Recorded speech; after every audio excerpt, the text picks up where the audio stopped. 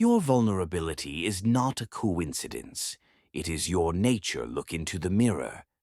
You see a good person, a loyal friend, a reliable partner there. But I see only biological raw material that has not yet been chewed up. You believe that your moral principles protect you, but in reality they are a corral into which you were driven by predators who are smarter than you. Your politeness is not a virtue, it is an absence of teeth. Your empathy is an open port for downloading malicious code. You are not protected. Right now, while you are reading these lines, someone in your environment is analyzing your weak spots. They notice how you avert your gaze when you feel uncomfortable. They sense your fear of appearing bad or inconvenient. They use your need for social approval as a leash that they pull every time they need your resource. In the world of social hierarchy, there is no static state. You are either climbing the pyramid of dominance or becoming the building material for the ascent of another. Nietzsche did not write for those who seek consolation or positive psychology.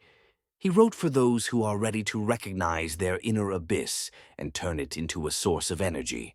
He taught that morality is merely a tool invented by the weak to restrict the strong. If you want to survive among sharks, you must stop pretending to be a dolphin. We are beginning the dissection of your illusions. Welcome to the real world, where it is not the kindest who survives, but the most conscious. Part 1. The Strike Zone and the Biology of Betrayal. Chapter 1. Lesson number 1. Recognizing the predator under the mask of one of your own. Phase. The Clash. The office of the Architectural Bureau. Olympus resembled an operating room. Sterile white light, polished chrome, cold glass, and a faint but omnipresent smell of expensive antiseptic mixed with the aroma of burnt espresso. Victor sat in a leather chair, feeling the skin on the back of his neck begin to itch unpleasantly. An ancient instinct of ancestors, warning of a beast lurking in the bushes.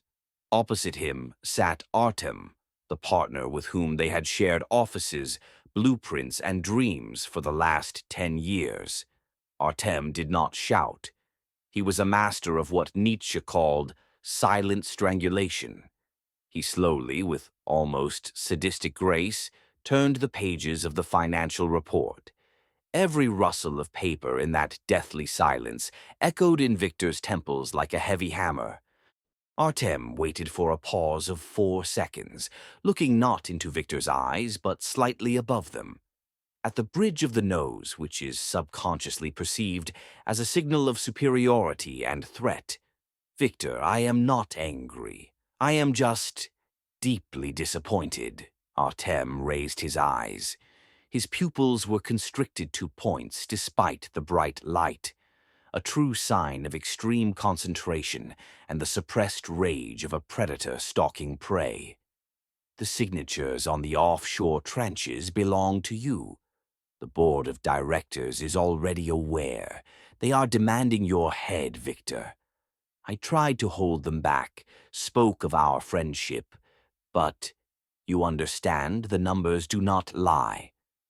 Victor felt his palms instantly become sticky. Thoughts raced in his head like frightened birds in a cage. This cannot be happening. I did not sign those documents, but the signatures, they look exactly like mine. We are the godfathers of each other's children. He cannot set me up like this. Perhaps it is a mistake by the accounting department. Artem is on my side after all. He says he tried to hold them back. You will help me, will you not? Victor's voice sounded pathetic, breaking on a high note. He heard it himself and felt an instant pang of nausea from his own helplessness.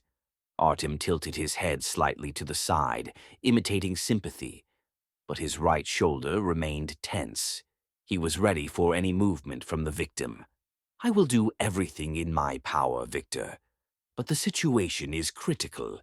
It would be better for you to disappear from the radar for a while. sign a power of attorney to manage your share over to me until I settle the matters with the lawyers. It will be safer for you and for your family. Phase. Psychological X-ray.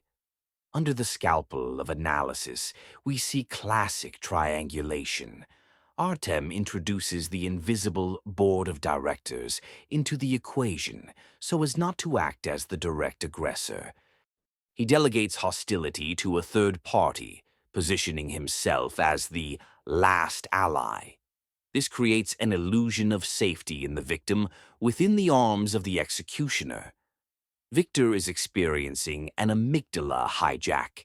His brain has identified a social threat as a physical one. Cortisol and adrenaline have been released into his blood. The prefrontal cortex, the center of logic, is blocked. He is in a state of cognitive numbness. Artem, meanwhile, uses the halo effect. A long history of friendship prevents Victor from seeing cold calculation in his partner's actions. Biologically, Victor is trying to maintain social glue, while Artem has already excluded him from his pack. Phase. Counter-strike. Victor made a fatal mistake. He made excuses and asked for help. At that moment, he recognized Artem as his master. Lesson number 1. Your need for explanations is your prison. Making an excuse is an admission of another's jurisdiction over your conscience.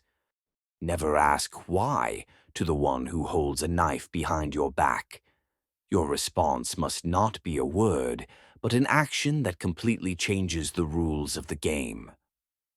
Phase. Sensory immersion. Victor looked at his hands. They were trembling rhythmically, in sync with the hum of the air conditioner, which now seemed like the sound of a working industrial saw.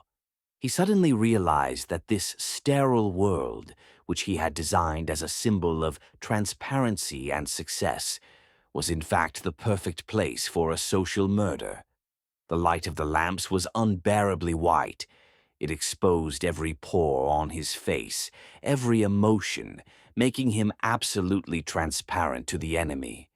He smelled something, not antiseptic, but ozone, foreshadowing a storm that was meant to burn his life to the ground. Chapter 2. Lesson number 2. Amor fati. Acceptance as fuel for war. Phase. The clash. 2 days passed. Victor locked himself in his apartment on the 24th floor, where panoramic windows looked out over the city that had belonged to him just yesterday. Now the city seemed like an electric sea in which he was sinking to the bottom. He had not slept for more than 40 hours. His inner monologue had turned into an endless, exhausting trial where he was the accused, the judge, and the executioner. I will lose everything. The name I built brick by brick. The house that still smells of renovation. The respect of my children. Artem. How could he? I remember how we shared a single pack of noodles in the dormitory. What if I actually signed that in a delirium? No, that is impossible. I am a non-entity. I allowed him to lead me by the nose for years. If this comes out, not a single bureau in the world will hire me even as a draftsman. This was the moment of triumph for the gaslighting, whose seeds Artem had so skillfully sown. Victor began to doubt his own sanity, his own memories. He felt his personality crumbling like a sandcastle under the tide.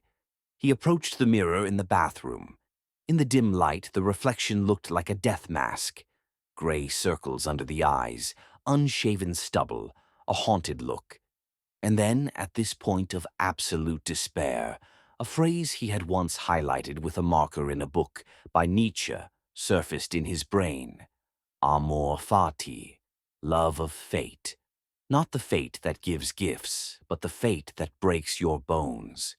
You want to destroy me, Artem? He whispered, and his voice no longer trembled. Fine. Let us destroy Victor the architect. Let us see what remains of a person when the skin of social status is stripped away from him. He felt the fear that had previously paralyzed him suddenly crystallize into something hard and cold. This was not hope. This was the acceptance of catastrophe. Phase. Psychological X-ray. Victor went through the stage of catastrophization. When a person imagines the worst-case scenario, their brain spends a colossal amount of energy trying to prevent what has already happened. No, at the moment of acceptance, amor fati, a powerful neurobiological restructuring occurs. When you agree that the death of your old self has already occurred, the dopamine loop of anxiety is broken. Biologically, the level of cortisol drops, giving way to norepinephrine. This is a state of cold-blooded rage. Now his nervous system does not waste energy on maintaining the illusion of safety. The prefrontal cortex regains control, but now it operates in a mode of radical pragmatism. He is no longer the good guy in trouble. He is a subject calculating the trajectory of a counterstrike. Phase. Counterstrike. Victor stopped calling lawyers with pathetic requests to sort things out. He deleted all drafts of letters to Artem where he tried to appeal to conscience. Conscience is a category for slaves. He began to gather information. Not evidence of his innocence, that was secondary and boring. He began to look for Artem's assembly point, his own fears and crimes. Lesson number 2. Accept the worst outcome as an accomplished fact. Freedom begins where the hope for salvation dies. Only he who is ready to lose everything gains the right to own anything. Phase. Sensory immersion. Cold water from the tap burned his face, returning the sharpness of his senses. Victor felt the texture of the towel, coarse, almost painful, and he liked this sensation. The smell of stale coffee in the room no longer irritated him. It became the fragrance of his new reality. The nocturnal city outside the window stopped being a hostile sea. Now it was his hunting grounds, where he was the most dangerous of predators because he had nothing left to protect. Chapter 3. Lesson number 3. Information vacuum, the art of inducing madness with silence phase. The clash. Artem was waiting for a reaction. He sat in his new office, which just a week ago was Victor's office, sipping single malt whiskey. 3 days had passed since their meeting, and Victor was silent. This was not part of Artem's dominance protocol. According to his calculations, Victor should have already called 3 times, thrown a tantrum, come with threats, or, which would have been ideal, started to bargain for his reputation. This would have given Artem new levers of control. Victor's silence began to seep through the office walls like a poisonous gas. Artem caught himself checking his phone every 5 minutes. He sent a short message full of false concern. "Victor, the lawyers are hurrying. The board of directors is in an aggressive mood. We need to close the issue with the power of attorney today. Otherwise, I will not be able to cover for you. Answer me." No answer. Not in an hour, not in 5. Artem began to get nervous.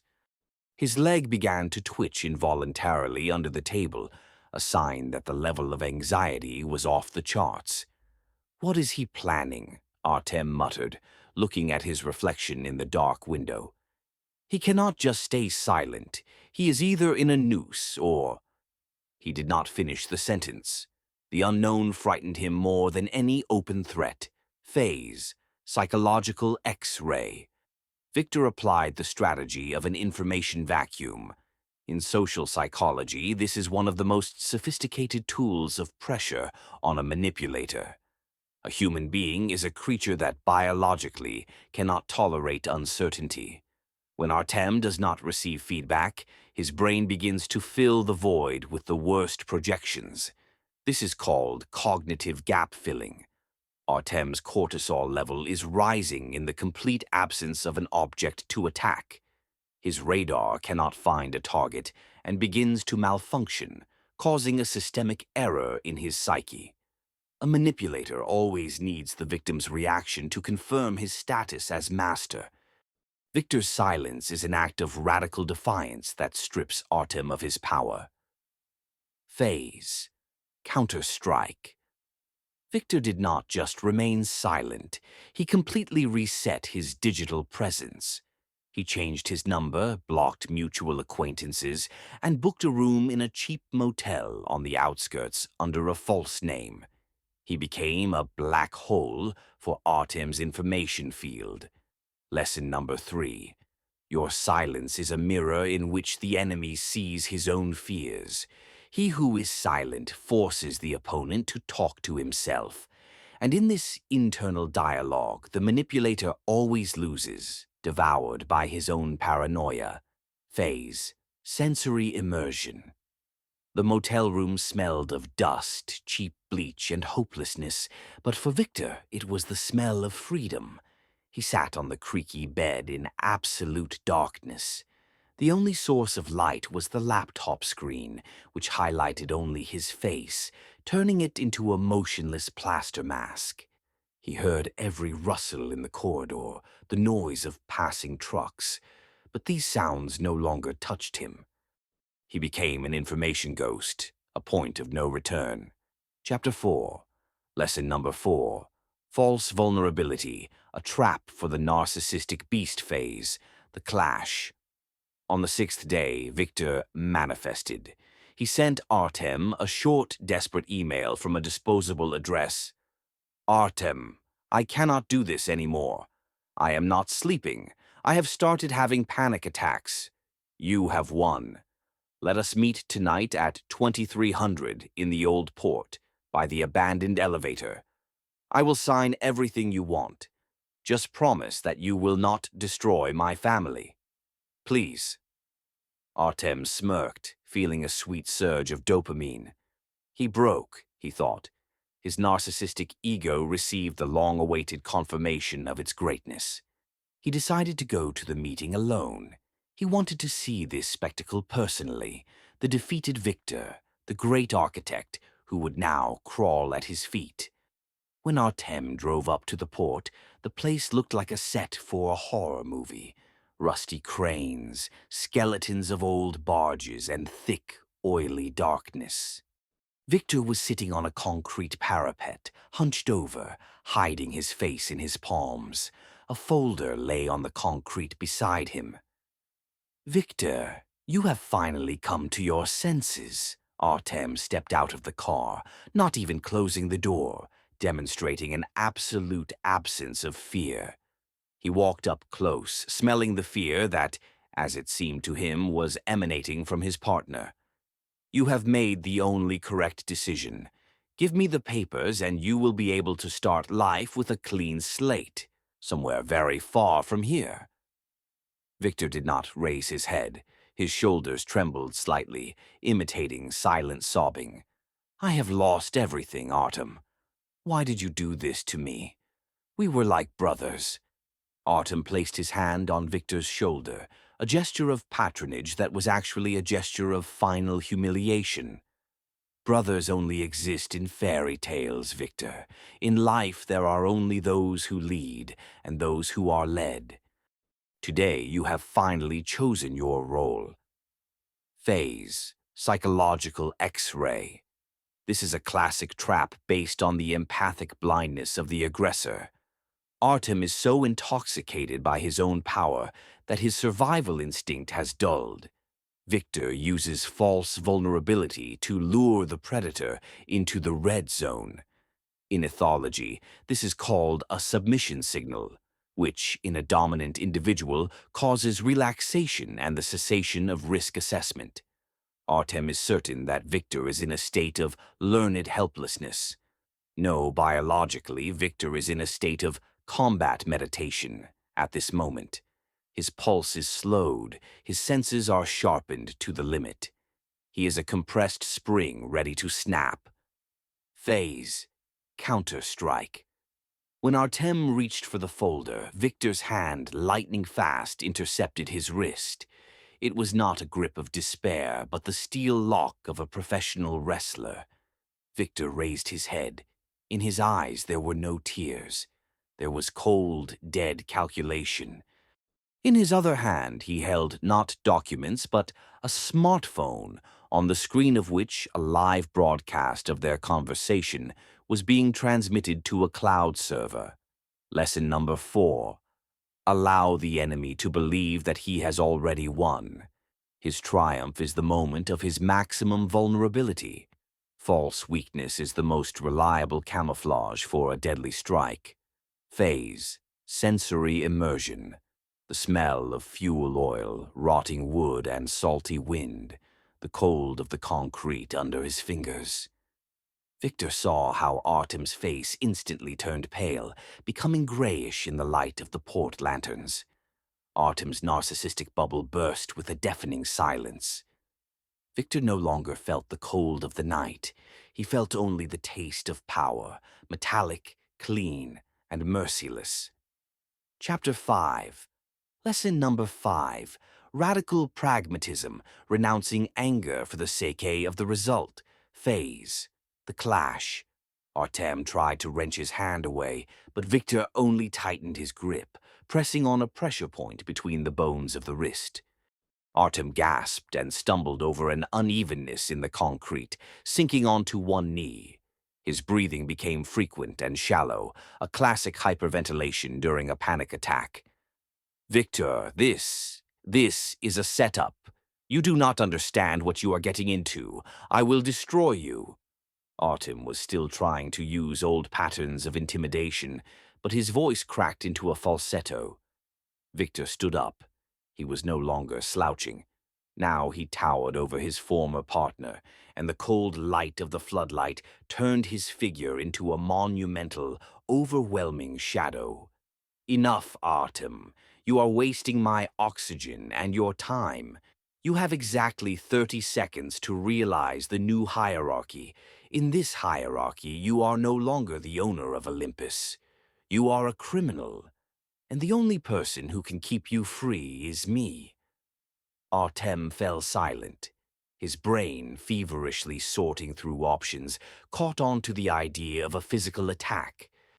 Victor noticed how his pupils darted to the throat, and his free hand clenched into a fist. I do not recommend it, Victor said dryly, without changing his tone. My man is 50 meters away from here. If I do not give the all-clear signal in 1 minute, the recordings of our meetings and the documents about your tax fraud will go to the prosecutor's office automatically. This was a brilliant lie. Victor was absolutely alone. No Artem, being in a state of cognitive collapse, believed it instantly. His ability to analyze probabilities was destroyed by fear. Phase. Psychological X-ray. Victor demonstrates radical pragmatism. Most people in his place would have started shouting, accusing of betrayal, or hitting the enemy, quenching their thirst for revenge. No, anger is an emotional tax you pay to your past. Victor, however, uses cold calculation. He understands that Artem is currently experiencing a narcissistic injury. His self-image as a clever puppet master is destroyed. Victor uses the anchoring effect. He immediately sets an impossible and frightening condition, forcing Artem to bargain for the very possibility of staying afloat. Biologically, Victor fully controls his parasympathetic system, while Artem is in a sympathetic storm. Phase. Counter-strike. Victor did not demand apologies. He did not care about Artem's remorse. He needed assets and safety. Lesson number 5. Anger is a luxury for those who do not know how to win. A true predator does not feel hatred toward the prey. He simply digests it. Leave emotions to the crowd. You only need the result. Phase. Sensory immersion. The sound of a distant, mournful horn of a ship tore through the silence of the port. Victor felt the coldness of the smartphone's metal in his pocket. In this place, among rusty iron and the smell of decay, He felt like a true architect for the first time, not of buildings made of stone, but of human destinies. His calculation was accurate to the millimeter, and this brought him a strange, almost religious satisfaction. Chapter 6. Lesson number 6. Destruction of Reality. The Psychology of the Broken Compass. Phase. The Clash. The next morning, Victor entered the Olympus office at exactly 9 o'clock.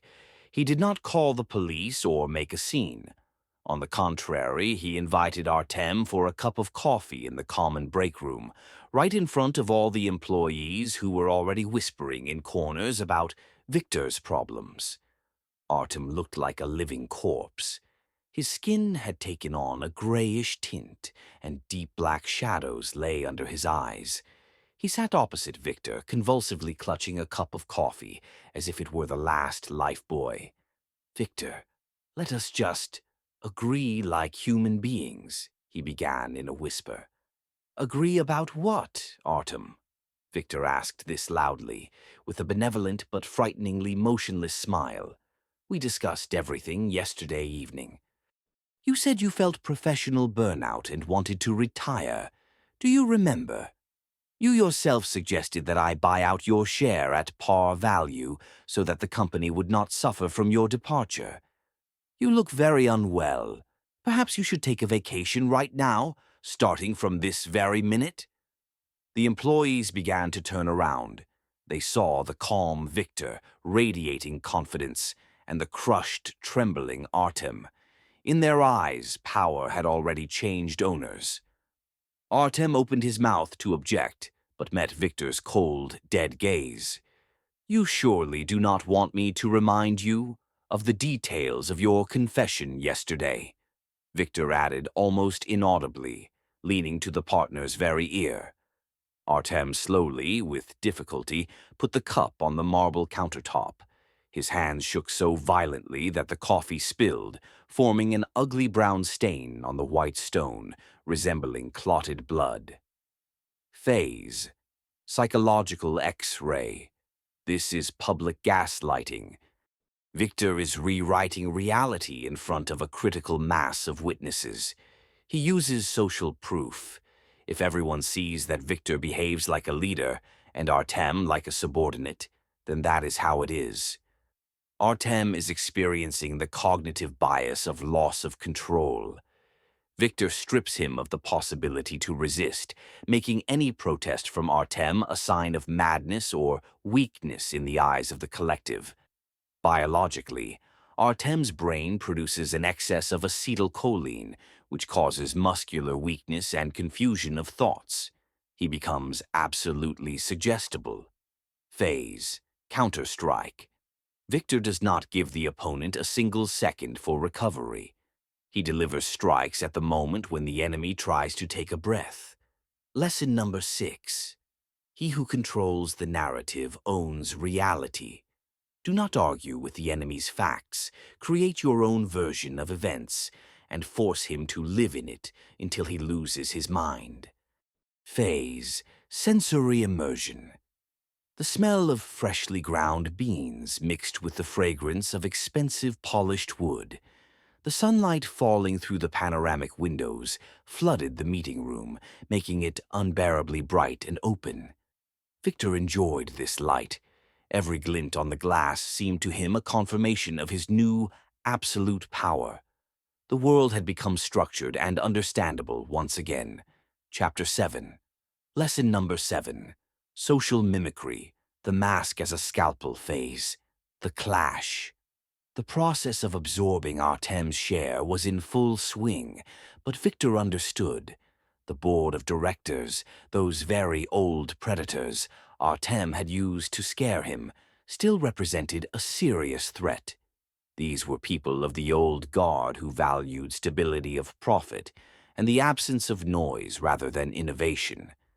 Victor scheduled a meeting in a private men's club where the walls were lined with dark oak and the air was saturated with the smell of 100-year-old cognac and expensive Cuban cigars. He completely changed his image. Instead of his usual designer suits and bright accessories, he wore a classic, almost ascetic dark blue jacket and a snow-white shirt. He had to look like one of them, like a man of the system, reliable and predictable. He entered the hall where three gray-haired men sat at a massive table.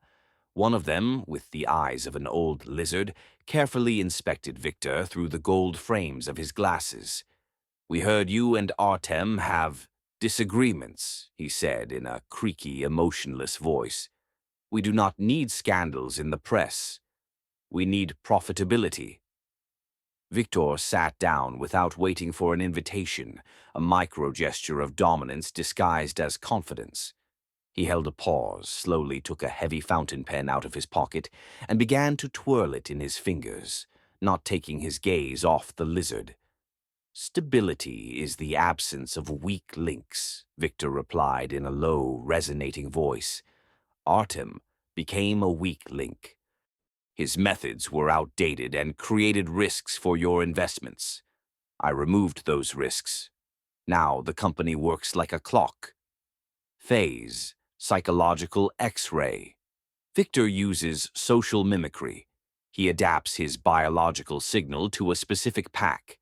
For these people, morality is a hollow sound. They are only interested in the preservation and multiplication of resources. He applies the technique of direct framing. He does not say, "I seized power." He says, "I optimized the system for your benefit."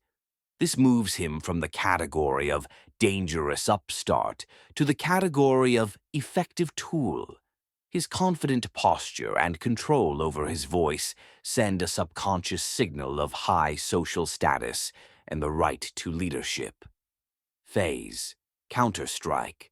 Victor became a mirror for their expectations. He did not fight the system. He became its best version. Lesson number 7. Become a mirror for those you want to manage. Reflect their values until they recognize you as their own. And when they relax, you will be able to dictate your own terms. Phase, sensory immersion. Heavy velvet curtains absorbed all the sounds of the external world. Victor felt the taste of expensive tobacco on his tongue, even though he did not smoke.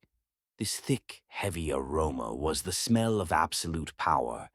He absorbed it with every pore, understanding that now this office was his natural habitat. Chapter 8. Lesson number 8. The will to power. Transformation through the ashes of empathy phase.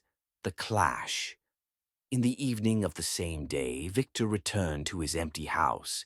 Artem had finally vanished from the company, having signed all the papers renouncing his claims. The victory was crushing. No, deep inside Victor, something was still aching, the phantom pain of an old personality. It was the habit of compassion, of that humanity he had been raised with for years. He remembered Artem's face when he was signing the last documents. In the former friend's eyes, there was no rage. There was only the bottomless, sucking void of a person who had lost everything. "Am I turning into a monster?" Victor asked into the void of the huge living room. An inner voice, now sounding cold and analytical, like the voice of Nietzsche, answered him. "No, you have simply stopped being a victim. You chose to be the hammer, not the anvil. The pain you feel is just a signal that the old, slave-like neural connections in your brain are dying. Let them burn. In their place, steel will grow." Victor walked to the window and looked down at the lights of the city. He realized that the tightrope Nietzsche wrote about, the rope between the animal and the overman, he had already crossed more than halfway. Phase, psychological X-ray. Victor is experiencing an existential transition. His brain is trying to return him to a safe state of social conformity where everyone loves each other. Noah's neuroplasticity has already done its work under the pressure of extreme stress. He is undergoing a revaluation of all values. Pity in his new coordinate system is a biological rudiment that hinders effective management. He consciously suppresses the limbic system with higher-order logic. The will to power. Phase. Counter-strike. Lesson number 8. Your conscience is the voice of your future jailers. Do not listen to it. Listen to your strength. The only crime that cannot be forgiven is being weak when you had the chance to become great. Phase. Sensory immersion. The silence in the house was absolute, almost physically palpable. Victor heard only his own breathing, even, deep, devoid of the slightest signs of anxiety. He felt his body becoming one with the architecture of this building. He no longer needed warmth or the approval of other people. His own inner light was sufficient for him, cold and bright like the light of a distant star. Chapter 9. Lesson number 9. Breaking the circle. Beyond good and evil. Phase. The clash. Several months passed. Victor completely rebuilt Olympus. He ruthlessly fired a third of the staff, those who were too loyal to Artem or simply accustomed to the quiet swamp. He implemented a system of strict meritocracy where everyone received only what they earned through results. One day, Lena, Artem's wife, burst into his office. She was in tears and her clothes looked untidy, which was strange for a woman of her circle.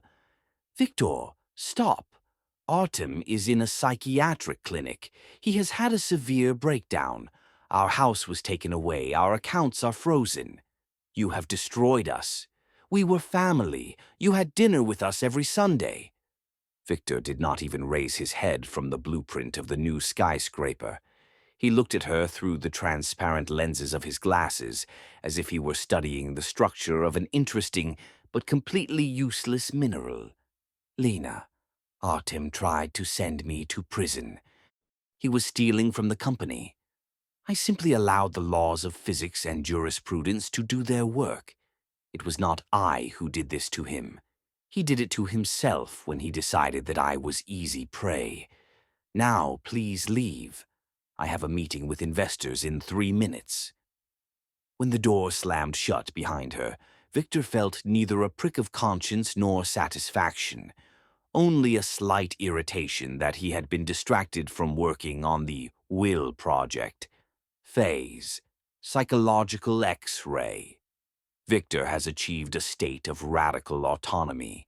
He has completely excluded the mechanism of external manipulation through guilt from his life. This is the state of beyond good and evil. He no longer operates with the moral categories of the past. He operates with categories of cause and effect. Biologically, the level of oxytocin, the hormone of attachment and empathy, in his organism while performing professional tasks is reduced to a minimum. This allows him to maintain absolute, almost non-human objectivity. He is no longer an object of social training. Phase. Counter-strike. Lesson number 9.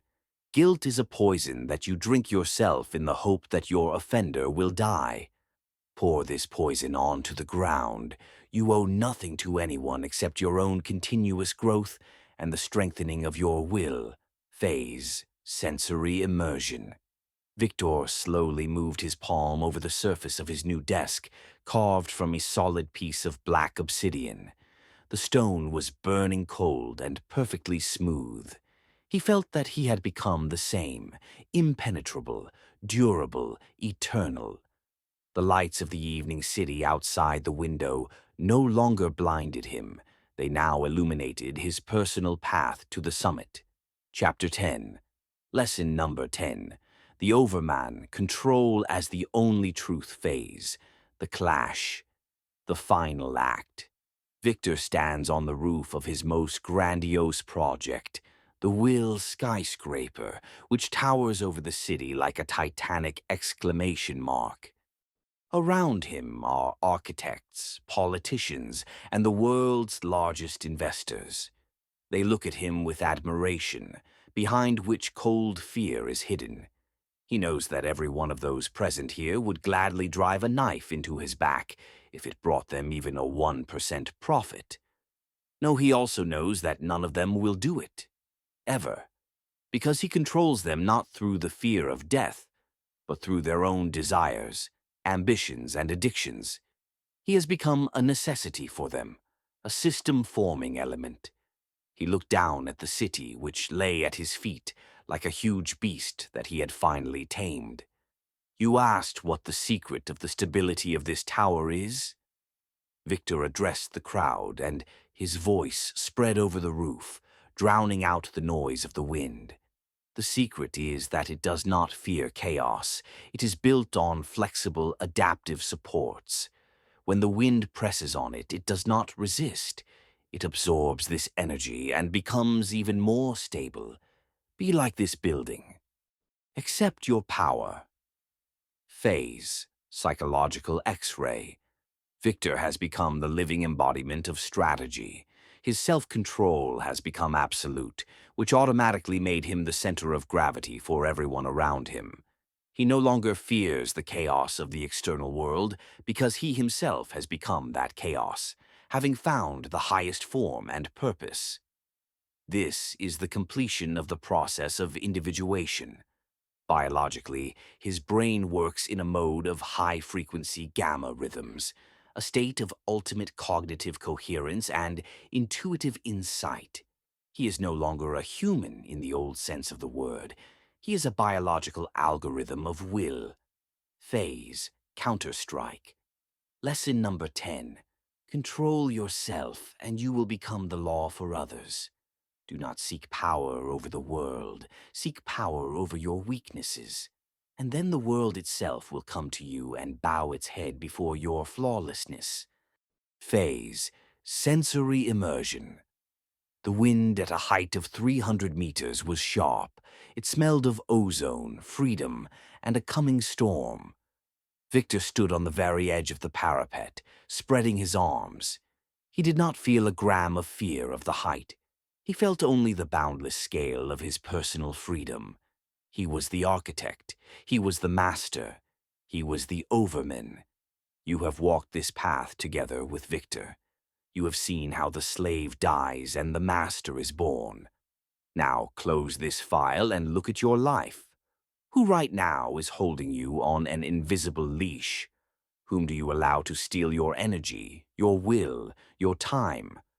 Remember, predators play dirty only because you continue to play by the rules that they wrote specifically for you. Become smarter. Become colder. Become the one who establishes the laws of your own reality. Control yourself, and you will control them all. Note: this study utilizes the concepts of Friedrich Nietzsche integrated with modern knowledge in the fields of social psychology and neurobiology. The path of the overman is a path of radical responsibility and solitude. Are you ready to pay this price?